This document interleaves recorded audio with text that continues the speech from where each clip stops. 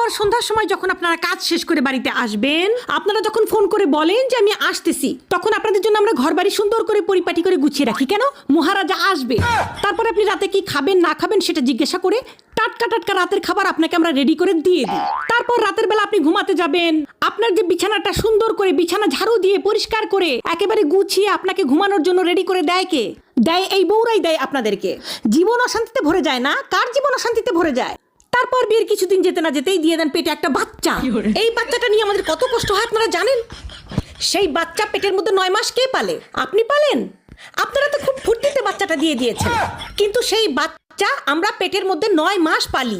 পেলে সেই বাচ্চাটাকে ছোট থেকে বড় করি আমরা, গু সাফ করি আমরা, গু মদ সবকিছু পরিষ্কার করে বাচ্চাটাকে তিলে তিলে বড় করি, খাওয়াই, স্কুলে নিয়ে যাই, পড়াই। তারপরে কিছুদিন যেতে না যেতেই পরিবারের সবাই মিলে, বৌমা একটা বাচ্চার কোনো ভরসা আছে, আরেকটা বাচ্চা নাও।